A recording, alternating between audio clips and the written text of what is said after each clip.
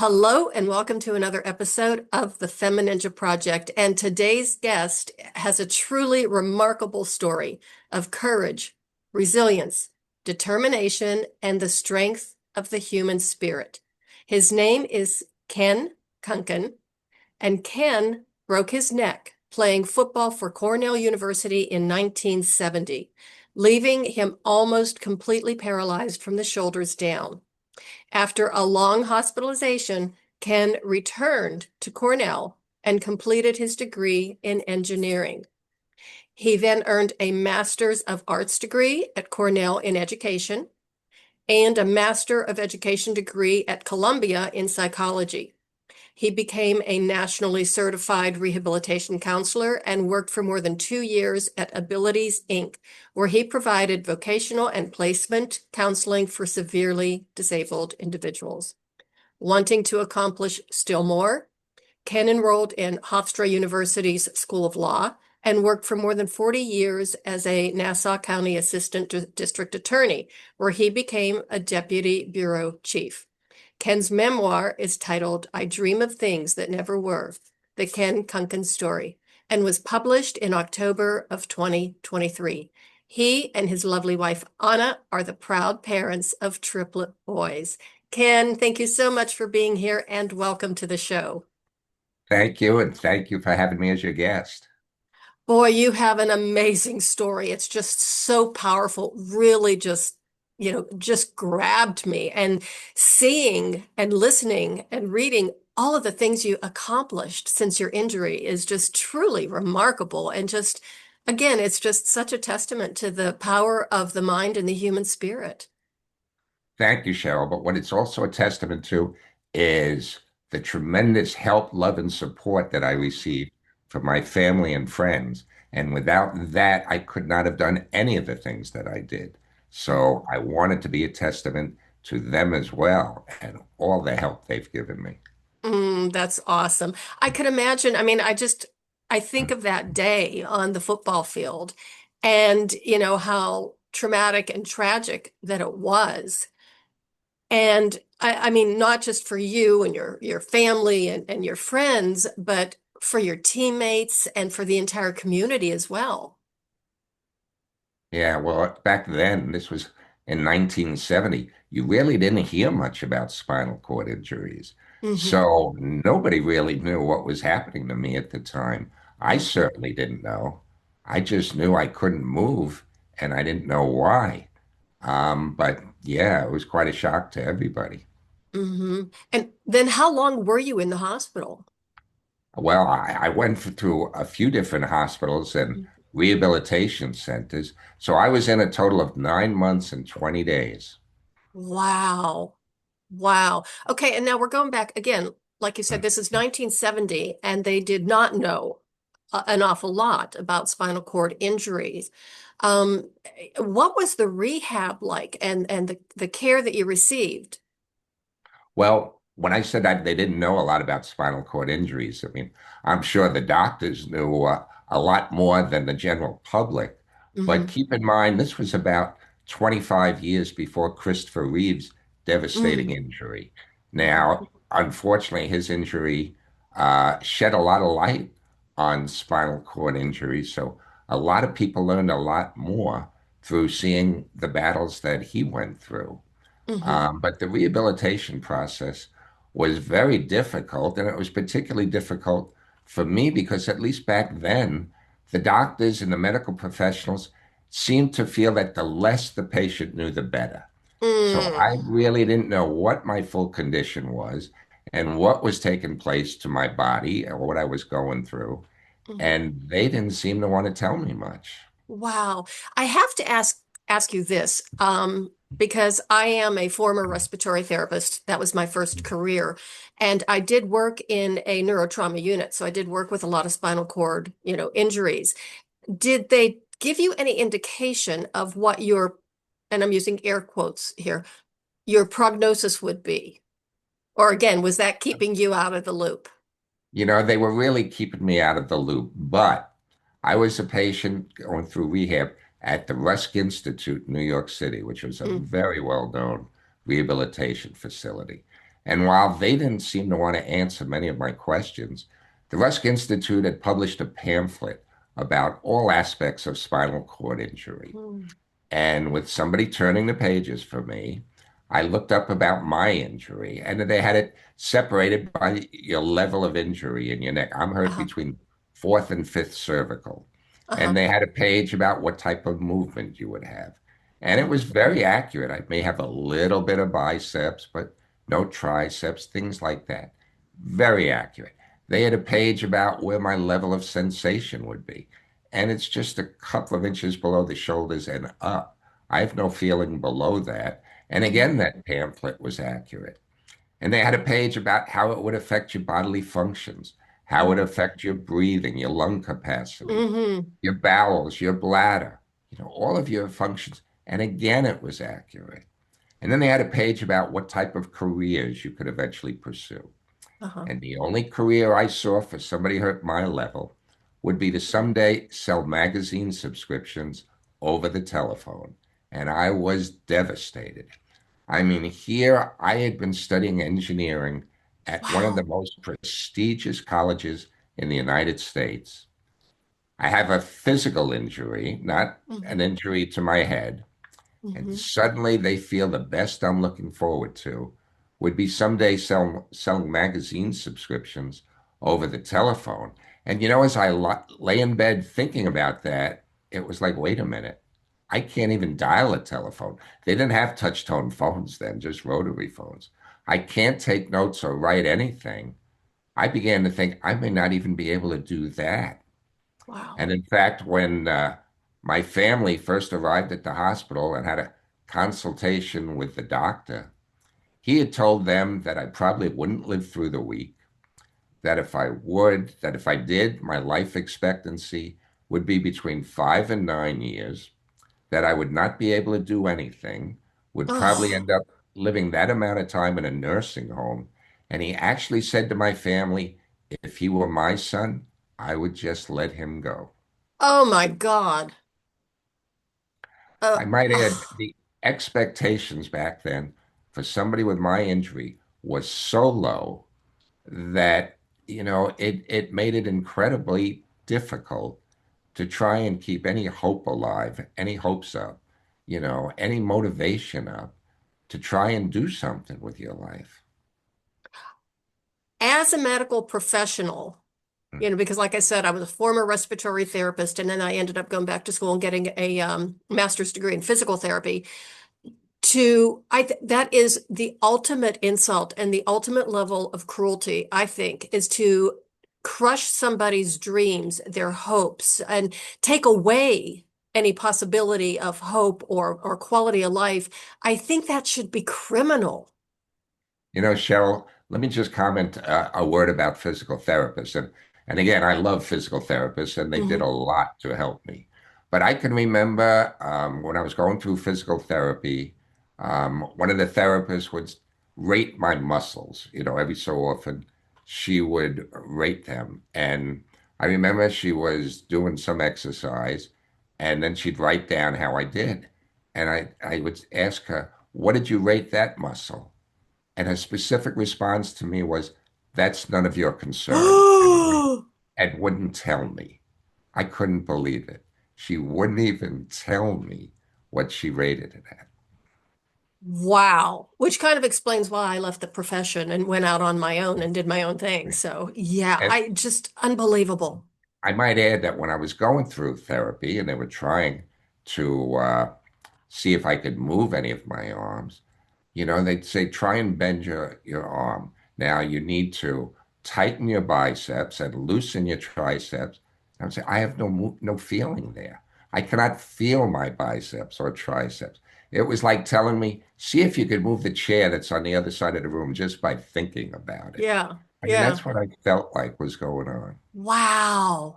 Wow. How did you keep your spirits up during all of that? I mean, because I think, that just adds insult to injury, no pun intended. But I mean, it's just like, here, just throw some salt in the wound while you're at it. Cheryl, every step of the way, I had tremendous support from my family and friends. They were Hmm. visiting me every single day, trying to keep my spirits up, trying to encourage me to use my mind, Mm-hmm. encouraging me, as well as a vocational therapist at Russ, to go back to school and continue with my education and do my best to make something of my life. Mm-hmm. And I tell you, it was incredibly difficult to try and do that. When I looked around at the Rusk Institute, Mm-hmm. and many of the other patients who had been hurt far longer than I had been did not seem to be doing much with their lives. They all had more movement than I did and were basically just sitting home. And that I found even more frustrating because I was looking to them to see what kind of future I could look Right. forward to. And they were sitting home watching television. Oh my God. Okay, so then when and at what point did you say, okay, I'm going back, I'm ready, to go back to school and I want to complete my engineering degree? Were you met with support from the medical profession? I mean, I'm sure you did get that kind of support from your family and friends, but what did they say? Well, I had a vocational counselor named Joyce Mesh, who to me was terrific. I mean, she tried to encourage me to Hmm.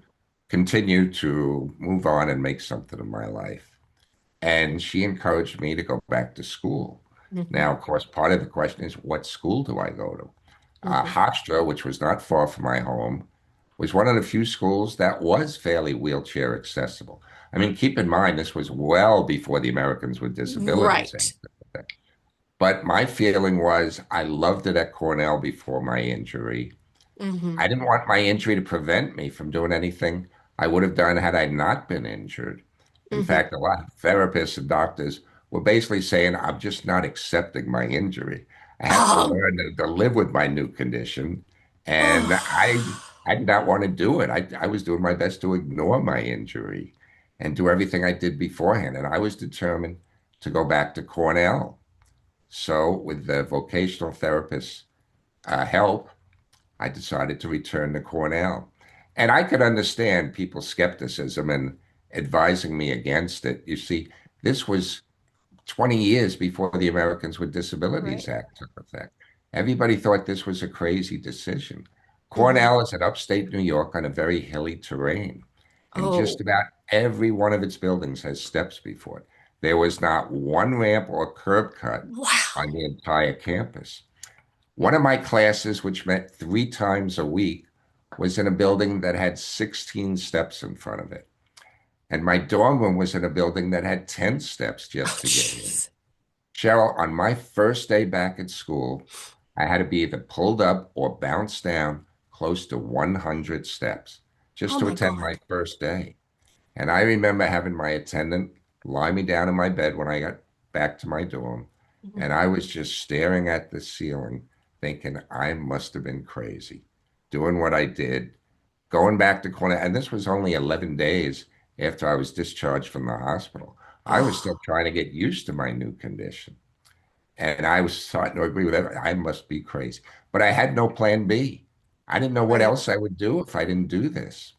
So, I mean, I was fortunate that with help from my attendants, my classmates, my football teammates, and the Hmm. support of my family and friends, I did my best to make it work. I'll bet your teammates were overjoyed to have you back That, and back at every Cornell. everybody was so supportive and encouraging, and they really tried to help me in any way they could. And let me just tell you about what it was like a little bit going back.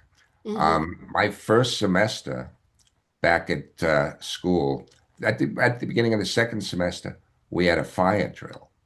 And of course, when that happens, everybody has to evacuate the building. And the next day, one of the school administrators asked me how I managed. And I told him, very honestly, I was able to get out by having my attendant bounce me down the 10 steps. But I felt bad because I know I slowed up the other students who were exiting. Hmm. Wouldn't you know, they put in a ramp within 2 weeks of that. And it was clear that that ramp was put in not for my convenience, but for the other students' safety, which was fine with me. I really Right. appreciated them doing it. But before that fire drill, I had asked the administration if they could put in a ramp there. And they told me no, because they were concerned if they were to put in a ramp, they would have to remove two bushes, and they were concerned students might protest if they removed the bushes. Now, Whoa. that was the attitude of the administration back then. And keep in mind, this was during the Vietnam War, and students were protesting about everything. Oh my But I can God. tell you, not one student protested removing those two bushes to put in a ramp for me. In fact, many preferred using the ramp to walk it up and down the steps. Hmm. But the students were very supportive of me, and I know they would have done anything to help me if they could. That is just so unbelievable what kind of like that mindset was back then. You know, it's just uh, it's so dehumanizing. It really was. And, I don't know whether it's fortunate or unfortunate, but I'd received a lot of publicity Hmm. following my injury. For one, the expenses were so great that there were Hmm. fundraisers that had been started to help raise money for my expenses. So that was one of the big reasons why I got a lot of publicity. But I also got a lot of publicity because it was so unusual to have a student in my condition to be back at Cornell, as well as other schools Hmm. for that matter. Um, and in fact, I became the first quadriplegic to ever graduate from Cornell Hmm. University. And you Hmm. mentioned that I later got two master's degrees. Well, I Hmm. also became the first quadriplegic to ever earn a graduate degree from Cornell. Hmm. Hmm. Wow. Again, I just keep going back to, the human spirit, and that of never giving up, which I really admire, especially even more knowing that there were so many other people in along the way in this journey saying, you can't, you won't, I don't was try. That's right. I felt like I was being told that every step of the way. But I had so much help from my family that after a while, I felt I'd be disappointing them if I didn't do everything I could Right, do because they right. were working so hard on my behalf.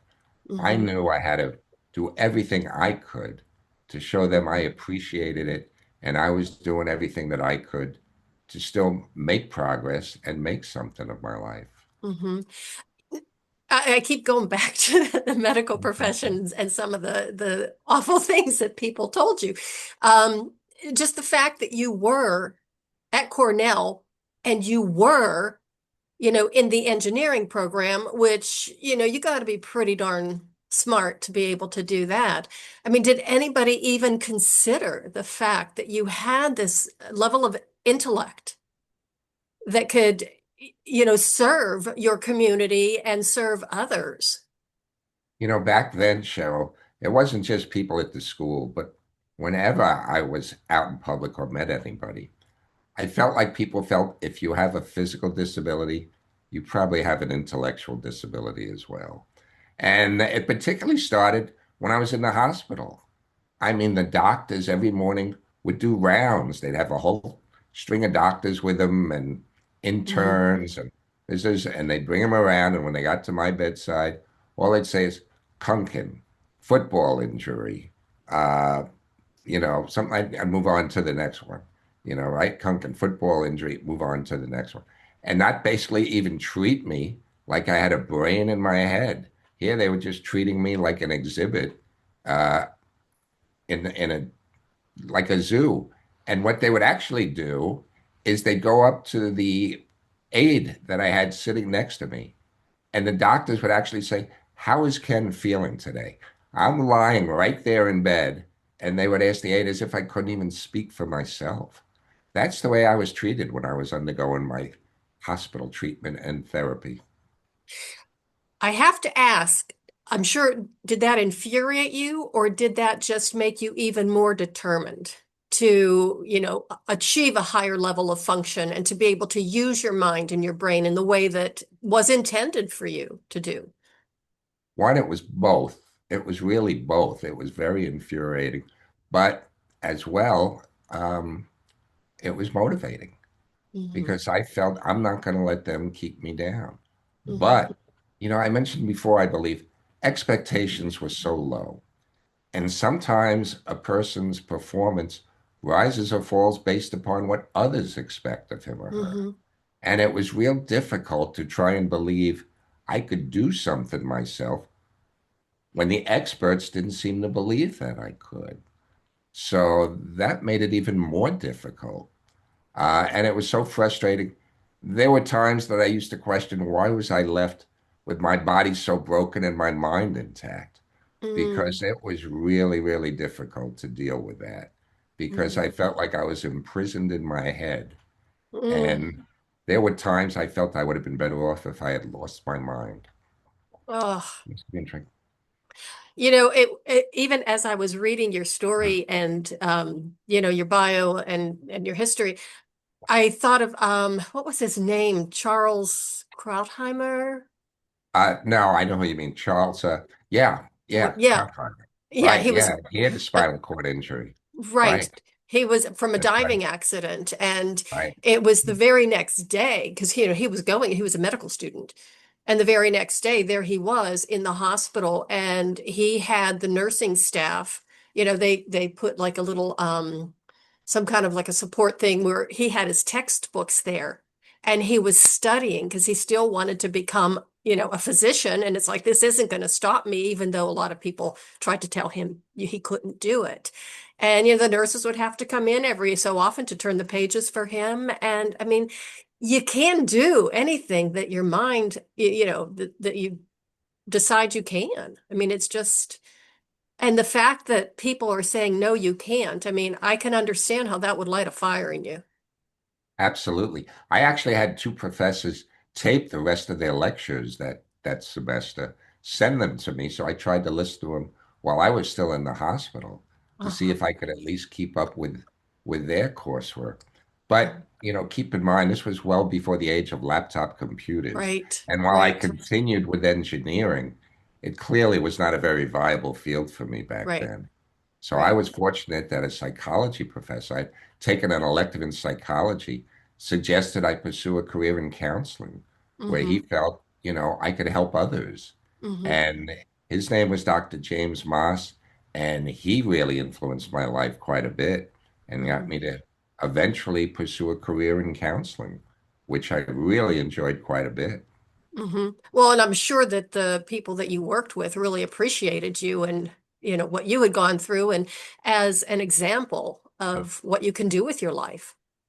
Yeah, well, I believe they did, and I felt great doing it. But let me Mm-hmm. just go back another step and tell you, you mentioned my educational background. Mm-hmm. Here I was, I got 2 degrees from Cornell, one from Columbia, three prestigious Ivy League degrees, two master's degrees, and no one would hire me. I mailed out more than 200 resumes. Mailed out, this was before emails. Looked for a job for a year and no one Wow. would hire me in the 70s. This was um, just so incredibly frustrating. Uh, and everybody seemed to feel I was just too disabled to work. Cheryl, I was even turned down when I offered to volunteer my services. And finally, one organization, Abilities Incorporated, Mm-hmm. which is on Long Island. They were part of what was then called the Human Resources Center. They're now called the Viscardi Center after its founder, Dr. Henry Viscardi Jr. And Mm-hmm. they hired me to work as a vocational and placement counselor for other individuals with severe disabilities. And that changed my life. That really Wow. changed my life.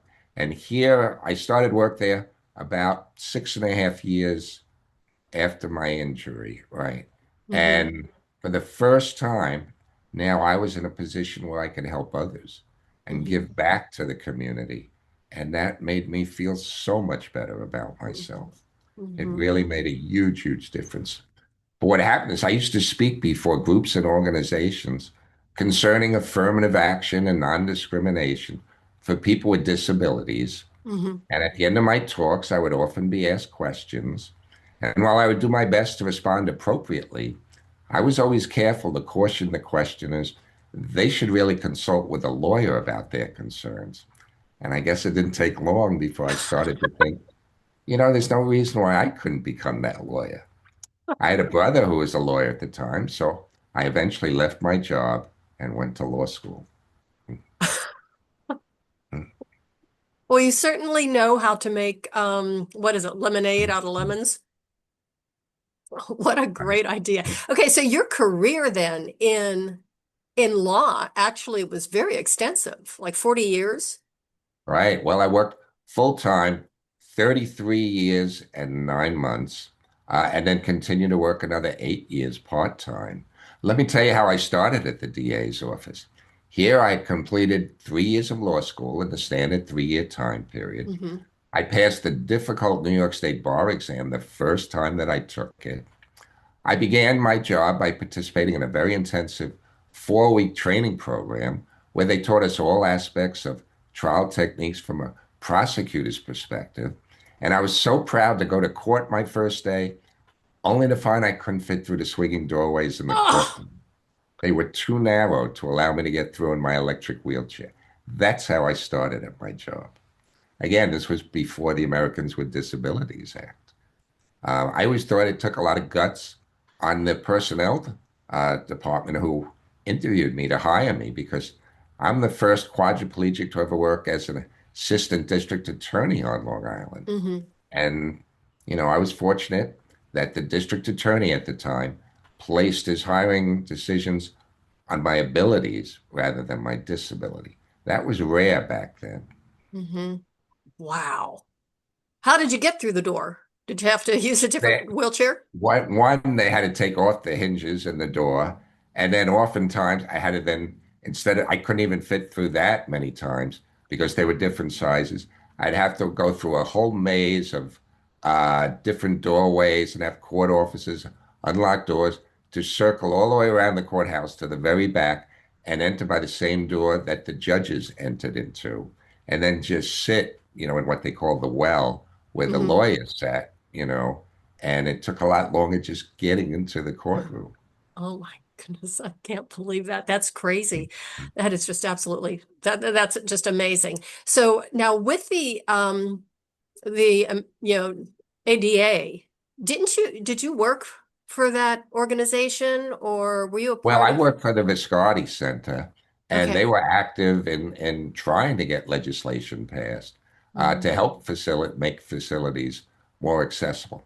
But I might add that when I was still a patient at the Rusk Institute, 6 months after my injury, I was asked to testify before a United States Health Senate subcommittee chaired by Senator Edward Kennedy. And it was 8 days after my testimony, Senator Kennedy sent me a glass paperweight in the mail that had an inscription on it that the senator said his late brother Robert Kennedy liked very much. And the Hmm. words on that inscription have always helped inspire me to do more. The inscription read, "Some men see things as they are and say why. I dream of things that never were and say why not." And that's where I got the title of my book from. I Dream of Things That Never Were, the Oh, Ken wow. Kunken story. Well, Senator Kennedy was very instrumental in trying to help get the Americans with Hmm. Disabilities Act passed. So I owe him a lot as well. Hmm. And I did see that photo is either on your Facebook page or LinkedIn, or I did see it somewhere in your in your social media or your bio or whatever.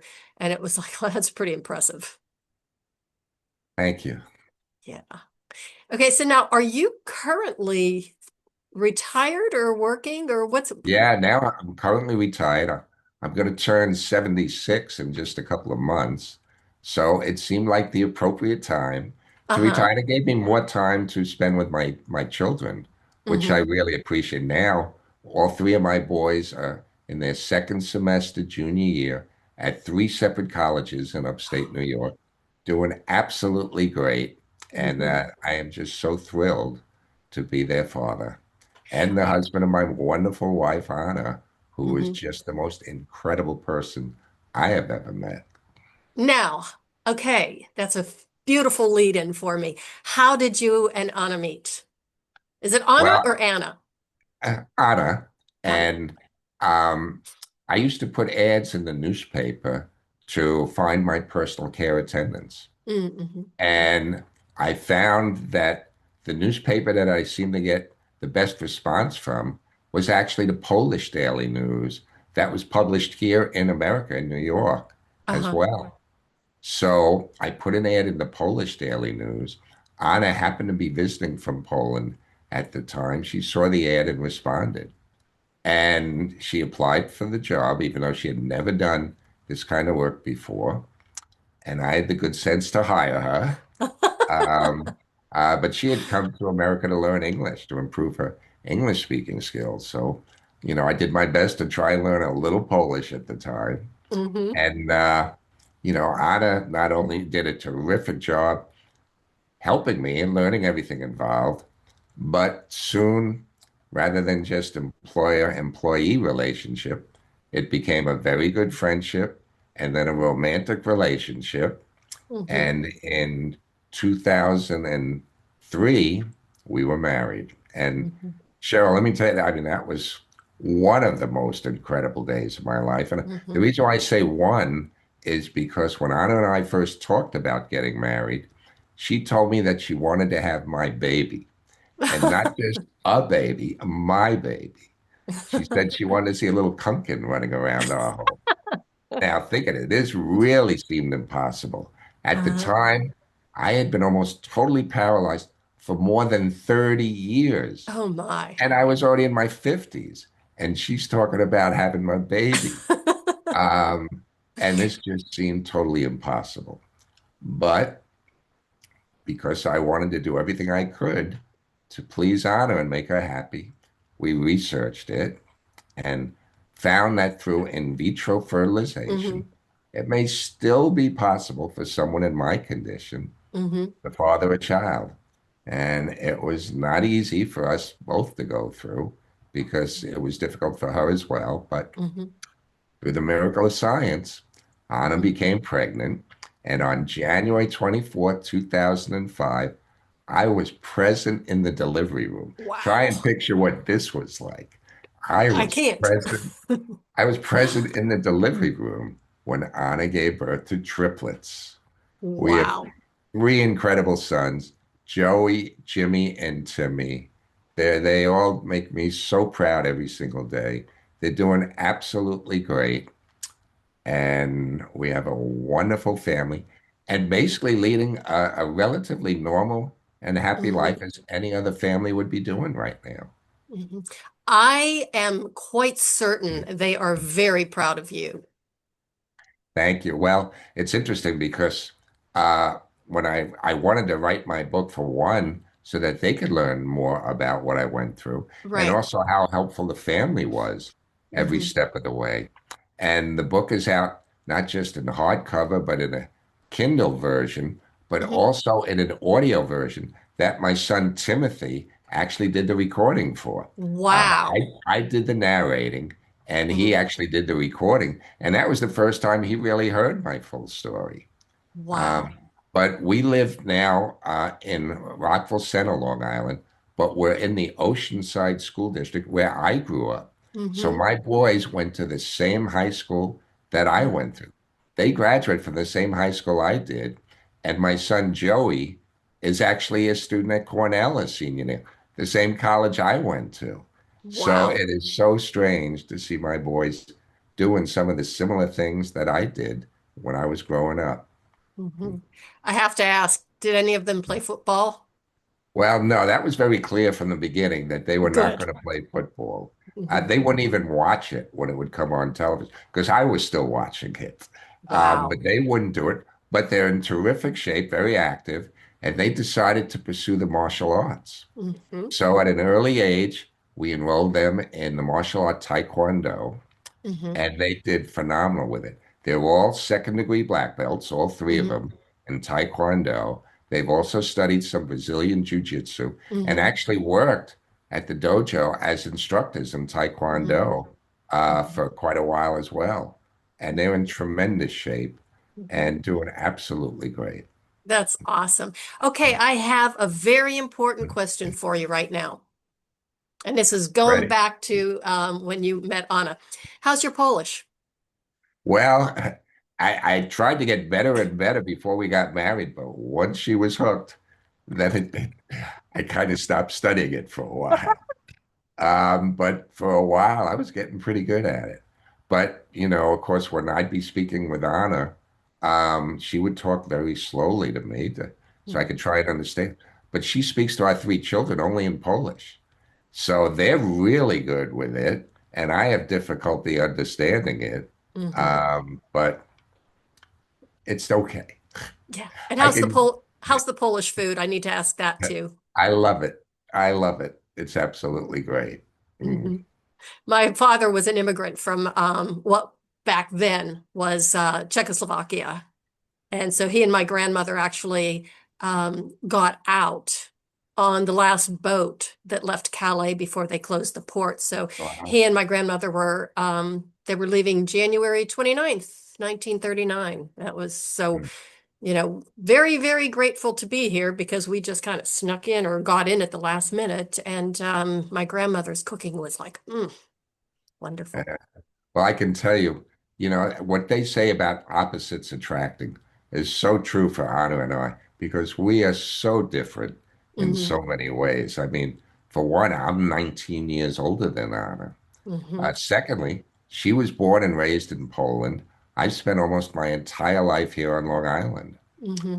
Anna is Catholic and I am Hmm. Jewish. Anna's Wow. over 6 feet tall. I'm just under 5'8". Wow. Anna's an exceptional physical condition. She works out for more than an hour every single day. I'm almost totally paralyzed. And yet, Cheryl, it just seemed like a match made in heaven. There was just Absolutely. a certain magic there that you just Wow. can't put into words. Um, so we get along just great. In fact, in June next month, we'll be married 23 years. Wow. Congratulations. Now, Ken, I just want you to pivot and say some to tell the audience. I mean, your story is just so phenomenal, and it's just so amazing how you were able to create this incredible life for yourself. I mean, you've had an incredible career, you've got beautiful children, you've got a beautiful wife, you have, everything just, I don't want to say fell in place because you worked hard for it to get to that point. But what would you say to the listeners? Who might be going through a really rough time or, thinking, oh my gosh, it's just too hard or, life is too difficult and I just want to give up and, sit back and just don't do anything. I mean, what would you tell them? Well, firstly, never give up. There's a lot everybody could do.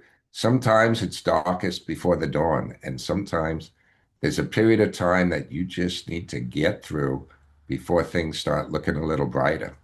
But, I felt like I was told so many times it's just impossible to do this. And you've got to strive to make the impossible possible. Just because something has not been done before doesn't mean you cannot do it now. Mhm. And with the right help, encouragement, and support, there's an awful lot we all can do that we may not realize initially, but Mhm. through a lot of people's help and support, we can do far more than we ever thought possible. But also, one of the things that has made me feel so much better about myself and what I'm going through is I still have the ability to help others. Mhm. And whenever you have the opportunity to help others, that makes a tremendous difference, not just for the other people you're helping, but for you as well. You Mhm. feel so much better about yourself. And unfortunately, our current administration seems to have a negative impression of diversity, equity, and inclusion, Mhm. DEI. And I feel that's such a good thing. That Mhm. helps so many people when you include everybody Mhm. and what it is that you're trying to do or accomplish. Rather than excluding people, bring more people in to include people in everything you do. That helps us all. Mhm. And I tell you, that's one of the things that I've tried to make part of my mission is to Mhm. show people when you can be out there, and even though you're different than most, there's still a lot you can do to help each other. Mhm. Um, I might add that 2 years ago, the current district attorney in Nassau County, where I had worked, actually named an award after me. It's called the Ken Kunken Award. It's the only award they give out on an annual basis. Actually, it's now 3 years. Three Mhm. years they've been doing it. And it basically honors the outstanding assistant district attorney each year who Mhm. demonstrates that he or she has the work ethic, the respect of his or her colleagues, and the devotion to the office as the guy in the wheelchair, Mhm. right, is basically what the award is about. And I want people to appreciate that it could make an enormous difference. When I had such a difficult time trying to find my first job, I was fortunate somebody gave me that opportunity. I want people to recognize there's an awful lot somebody with a disability can do in the workplace if Mhm. they're given that opportunity. And I want to encourage more employers to provide those opportunities for so many worthy individuals. Mhm. So let's go back in the time machine. And shortly after your accident, when you were going through, the initial stages of recovery, listening to what the medical professionals, and again, air quotes here, were telling you, if somebody had come into your room and said, Ken, you know, in 40 years or whenever, this is what you're going to be doing. This is what your life is going to look like. This is what you're going to be able to accomplish. What would you have said to that person? They're crazy. They're crazy. There's no way. It's just not true. I had no role models to look to for hope or Right, inspiration back then. It would have been nice to see, you know what, this has been done before. You can still do it. But back then, before the ADA, right. facilities were just not accessible. So you didn't see many people with disabilities out in public back then. It was so unusual that you just felt it can't be done. Yeah. And when I was in the hospital, I used to be visited by so many different members of the clergy from all different religions. I never Mhm. asked for them to come. They would just come into my room, and they'd always start by asking me how I was. And I'd always Mhm. respond, terrible. Can you tell me why I got hurt? If you have a special relationship with God, tell me why this happened to me. I thought I was a good person, leading a Mhm. good life. And they would all basically respond the same way, no matter what religion they were. Well, nobody knows the workings of God. He works in mysterious ways, but we're sure he has a plan for you. And that Mhm. never brought me much help or encouragement. It didn't make me feel better back then. Mhm. But when I think about it now, if God's plan was that I become so disabled that I needed so much help that I would need to meet Anna, who became my wife, to help me, that we'd fall in love, get married, and become the parents of three Aw. wonderful children, right?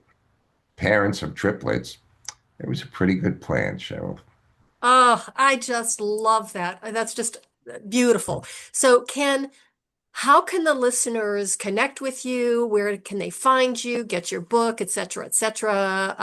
If anything you would like to share with them right now, now's your time.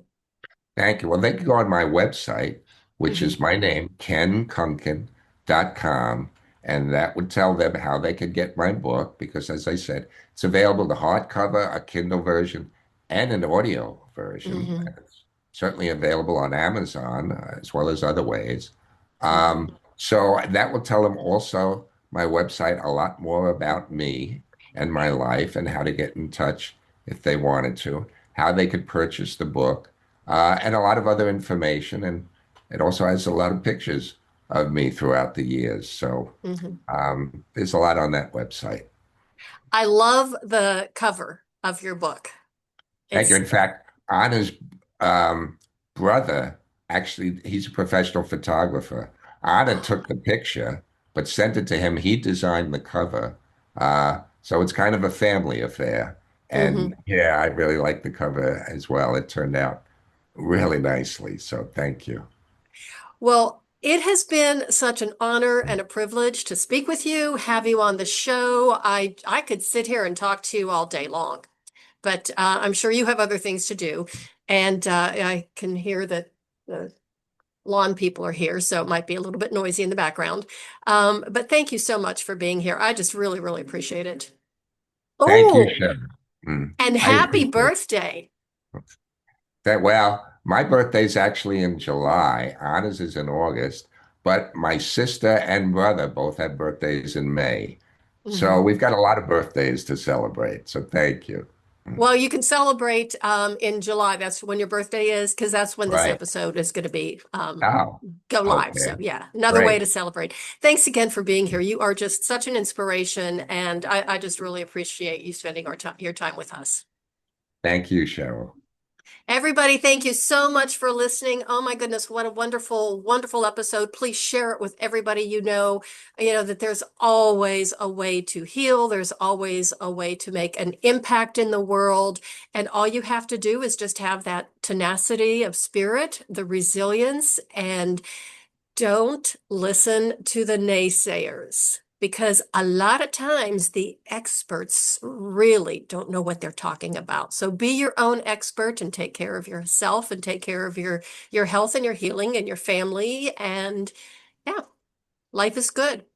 And that is the way of the Femininja.